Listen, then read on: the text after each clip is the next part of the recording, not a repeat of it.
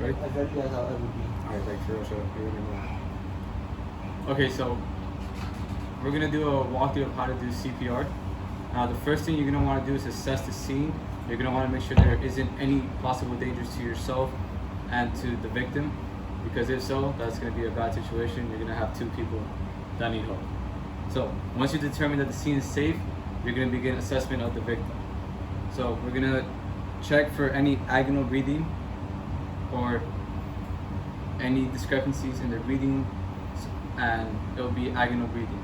We're also going to check for a pulse in the carotid artery. Once we feel no pulse, we're going to call out to the patient. Sir, are you okay? Can you hear me? I'm ticklish, dog. You can't That's do alright. that. That's alright. Assuming you get no response, you're going to begin CPR. Before you begin CPR, you're going to call out to a bystander to call 911 and to go look for an AED. Now, depending on the size of your victim, if it's an infant, you're going to go with 2 fingers into the middle of the chest. And if it's a small child, you're going to do 1/3 depth of the chest.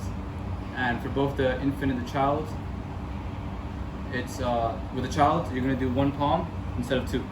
And then, as I said before, with the infant, it's going to be 2 fingers into the chest.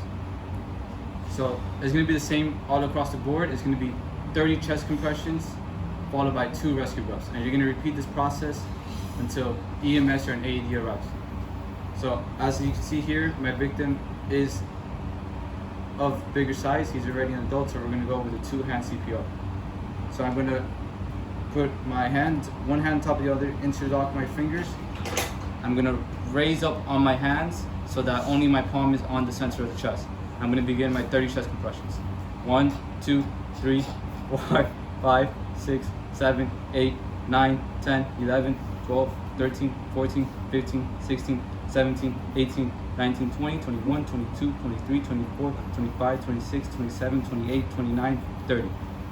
Once I've done my 30 chest compressions, I'm going to do a head chin tilt to open up his airway. You don't want to go too far, because then you're just going to end up closing the airway. If you have a face mask or a CPR mask, this is where you put it on. Preferably it'll be a one-way valve mask so that you don't run the risk of getting any illness that the victim may have. I'm going to simulate 2 rescue breaths.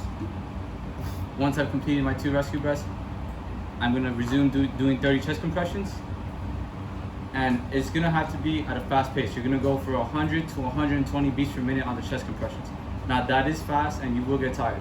So once you do get tired, you don't want to keep on going. You're going to have another bystander to come and help you, because if not, you're just not going to be doing anything.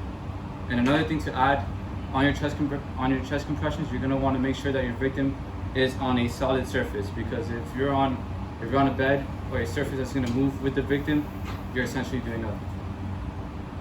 Once EMS or an AED has arrived, you'll relieve care to an EMT or an EMR, or if not, you're going to just continue with the AED and follow on from there.